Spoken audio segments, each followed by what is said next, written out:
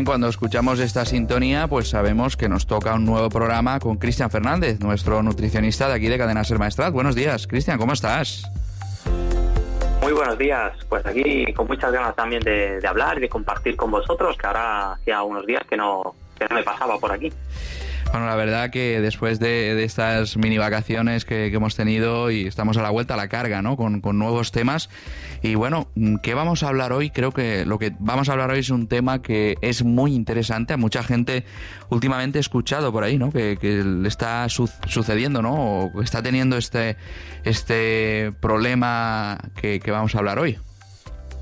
Sí, parece que hay como una pequeña plaga, ¿no? Que es como que, o algo así, ¿no? Que dices, ostras, el SIBO, me han detectado SIBO, tengo SIBO, no sé si tengo SIBO. ¿Y esto del SIBO qué es, no? Entonces vamos a hablar hoy de qué es el SIBO, porque puede ser que a muchas personas lo tengan, le esté sucediendo y que no lo sepan, ¿no? O que tengan unos síntomas y no sepan si realmente es una cosa u otra, estén confusas. Y considero que es importante pues que lo podamos hablar, dar un poquito de voz para poner a cada persona pues en su contexto, ¿no? En su situación. Pues vamos allá. Explícanos un poquito en primera instancia para que la gente la podamos poner en el histórico, ¿no? ¿Qué es el SIBO?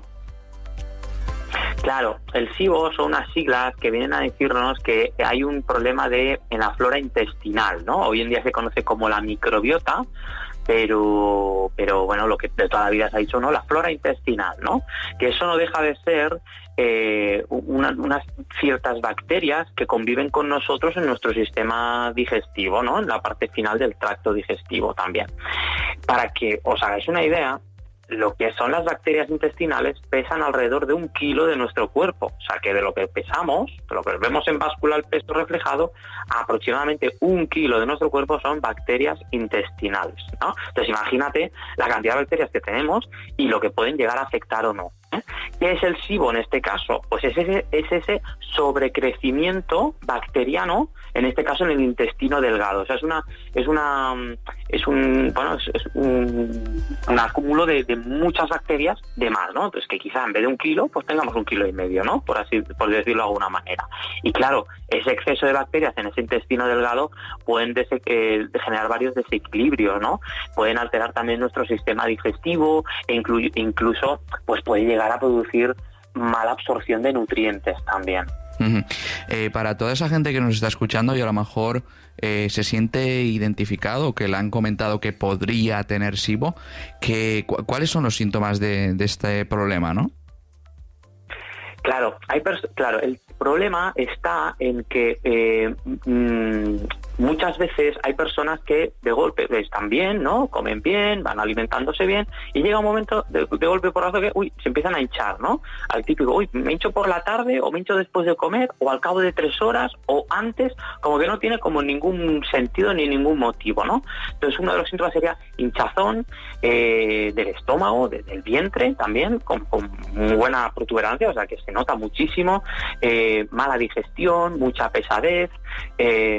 Esos serían como los primeros, ¿no? Síntomas que podemos encontrar y que, claro, muchas veces lo achacamos a decir, oye, pero entonces me ha sentado algo mal de lo que he comido, a ver si voy a ser intolerante o voy a tener alguna alergia, ¿no? Si sea al gluten o que sea a la lactosa.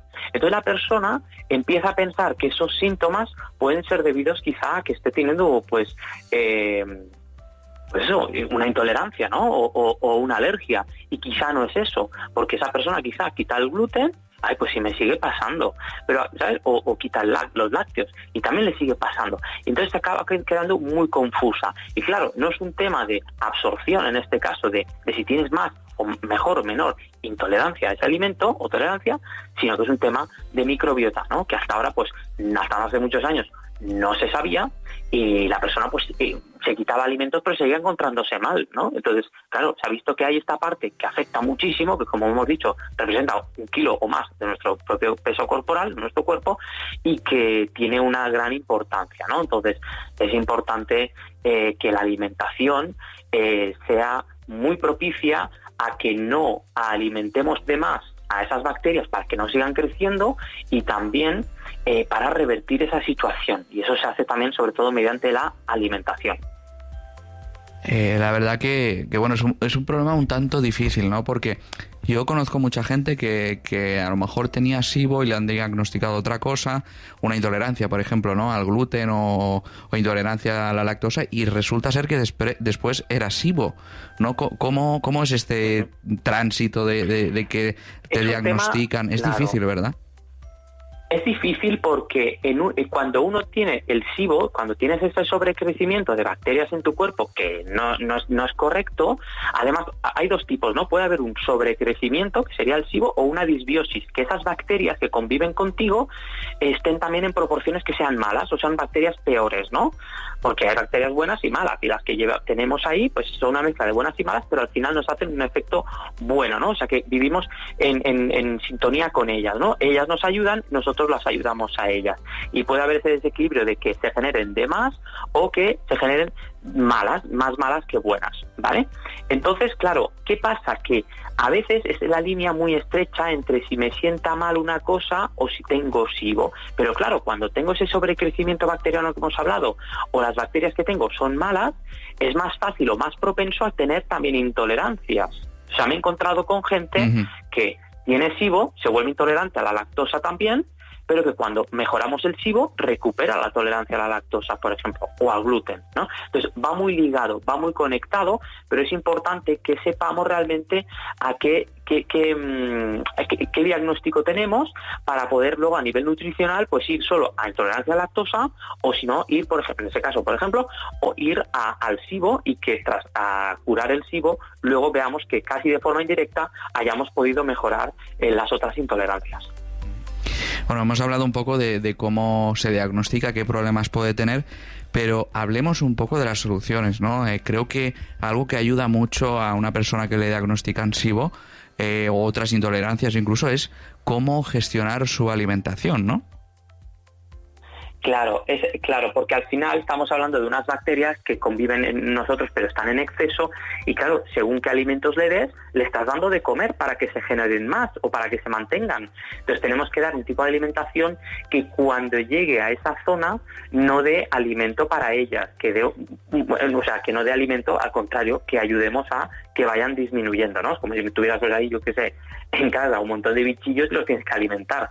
Pues oye, pues no los alimentemos, ¿no? Pues es lo mismo, tu casa es en este caso tu sistema digestivo, ¿eh? Entonces, claro, lo que hay que ir con cuidado, sobre todo, es una dieta bastante estricta que hay que llevar durante las primeras semanas, precisamente para eso, ¿no? Para no aportar ese alimento, y luego gradualmente se van reintroduciendo otros alimentos. Pero básicamente, por si alguna persona está interesada, el tipo de dieta que ha de llevar al principio es una dieta baja en FODMAPs. FODMAP significa los fructooligosacáridos, que son un tipo de fibras que cuando llegan al sistema digestivo, pues claro, van a dar alimento. Entonces queremos una dieta que sea baja en esas fibras, que en ese alimento, ¿vale? Que no les demos. Entonces dieta baja en FODMAPs, ¿no? Entonces para ello pues hay alimentos que son más o menos ricos, pero la verdad es que la lista es bastante completa, y que para tener un buen tratamiento ahí sí que recomiendo que este tipo de dieta o de alimentación esté supervisada por un profesional, ¿no? Porque podemos estar haciéndolo bien y quizá estamos metiendo quizá una fruta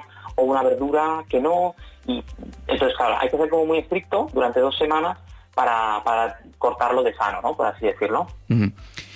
Cortarlo de raíz. Para todas esas personas que a lo mejor lo están pensando que posiblemente lo tengan o estén interesados, ¿cómo es ese proceso de que esas bacterias o esas enzimas que han ido a un sitio de nuestro intestino y se tienen que ir a donde estaban, cuánto suele tardar en desaparecer el SIBO?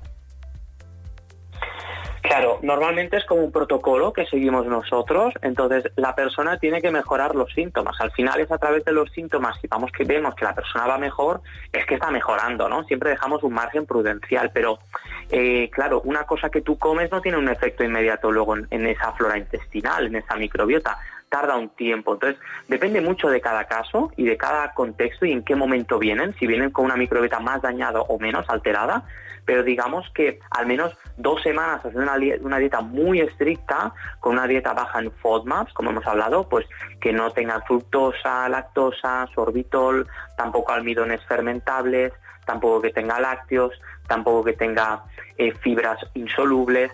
Entonces, sin nada de todo eso, al menos durante 2 semanas. Y en función de cómo esté ahí la persona, pues vamos poco a poco introduciendo alimentos, ¿eh? Pero sobre todo es eso. A veces hemos llegado a tener personas, yo en consulta, que hemos tenido que estar quizá un mes, ¿no?, haciendo esa dieta estricta y luego reincorporando. Pero es mejor hacerlo, como he dicho, cortar de raíz, hacerlo en serio, porque si no es algo que se puede ir cronificando, que se va quedando, que lo he intentado hacer la dieta pero no. Entonces es algo ya por un tema de salud, ¿no?, que ya aparte de ser un tema estético o no, es por un tema de salud que la persona cuando viene, pues viene concienciada y viene sabiendo que tiene que hacer unas ciertas cosas en la alimentación, lo que haga falta, sean 2 semanas o sean 4. ¿Qué recomendaciones nos darías para todas las personas que a lo mejor lo tienen o a lo mejor piensan o tienen síntomas de SIBO? ¿Qué recomendaciones darías? A ver, si lo queremos hacer 100% bien sería acudir a un profesional, como siempre, ¿no? Pero en este caso ya lo he avanzado un poquito. Deberíamos evitar alimentos que sean ricos en fructosa, en lactosa y sorbitol. Alimentos también como que sean con almidones fermentables, en este caso el pan, la pasta, el arroz y otros carbohidratos que son de fácil fermentación no serían apropiados. Todos los productos lácteos como la leche y todos los quesos también habría que evitarlos. Y también alimentos que tengan alto contenido en fibra insoluble, que es un tipo de fibra que les da alimento a ellos, a esas bacterias tampoco deberían estar presentes. Estamos hablando de cereales integrales, también de legumbres y también de algunas verduras. Pero claro, ahí habría que atinar mucho a según qué verduras. Pero por ponerte un ejemplo, habría que evitar el tomate, el calabacín, la espinaca, la berenjena, la zanahoria, pero sí podríamos tomar otras como la alcachofa, la coliflor, el brócoli, el pimiento, las coles de Bruselas, los espárragos.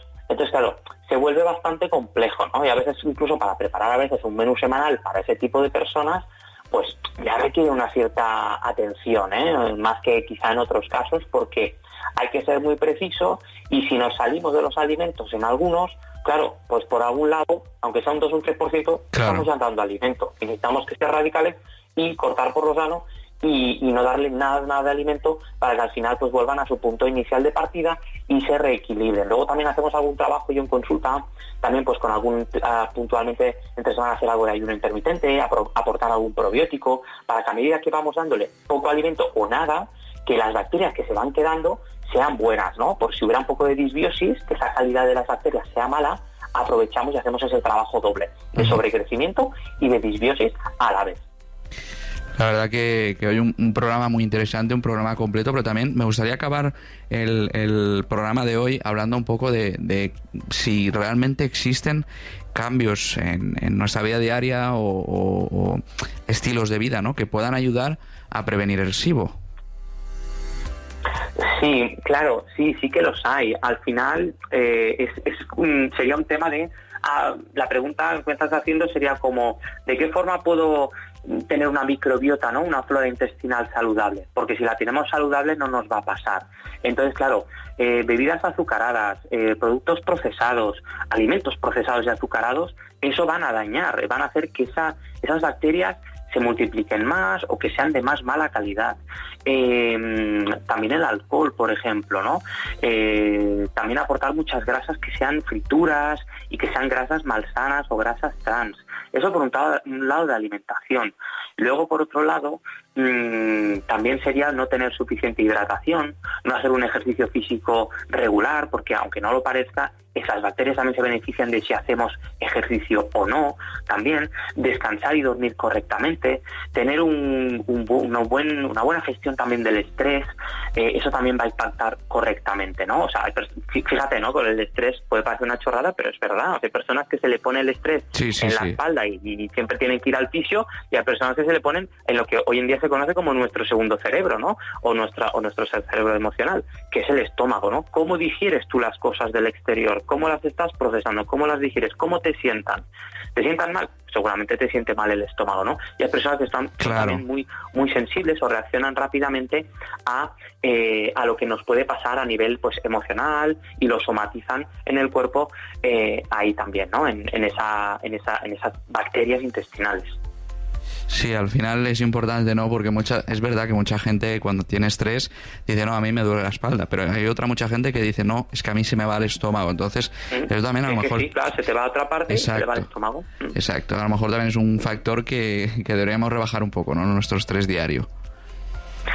Aprender a gestionarlo, que hoy en día es complicado con el estrés, con las prisas, con todo, pero buscar de relajarlo, porque al final, si no, lo que hacemos con un estrés puntual puede ser bueno, incluso un estrés que tú sometas al cuerpo de forma voluntaria, como por ejemplo querer ducharte 2 o 3 minutos con agua helada o fría, como ahora debe estar el agua, eso es bueno, por ejemplo, ¿no? O un estrés como voy a correr o voy a hacer ejercicio, son estresores herméticos, significan ser pequeños estresores o dosis que nos dan un beneficio, pero un estrés psicológico sometido durante tiempo, eso somete al cuerpo a un estado de alerta, un estado de alarma. ¿Y qué hace el cuerpo cuando está en alerta o alarma? Se prepara para lo peor. Entonces, claro, a partir de ahí pueden venir cualquier problema derivado, ¿no? Y un poco más extremo, pero luego problemas de enfermedad de Crohn, colitis ulcerosa, problemas digestivos más serios pueden venir también derivados pues por cronificar un estrés y el cuerpo se ha sentido amenazado durante tanto tiempo que ya no sabe cómo gestionarlo, no sabe cómo disiparlo y te lo traslada ya con una enfermedad después. Cristian, temas muy importantes los que hemos hablado hoy y como siempre darte las gracias, ¿no? por venir aquí y hacernos pues pensar sobre todo en cómo estamos realmente llevando nuestros estilos de vida, ¿no? Correcto, sí, nada, a mí también tenía muchas ganas de compartir este tema de hoy y espero que a la gente que nos esté escuchando hoy en directo pues que les esté ayudando, les aporte y nada, recordaros también que bueno, yo soy Cristian Fernández, nutricionista y que me pueden encontrar buscándome en internet, simplemente por Cristian Fernández. Pues nada, Cristian, muchas gracias y nos vemos la próxima semana en un programa más de nutrición. A vosotros, un saludo. Un abrazo, adiós. Muchas gracias.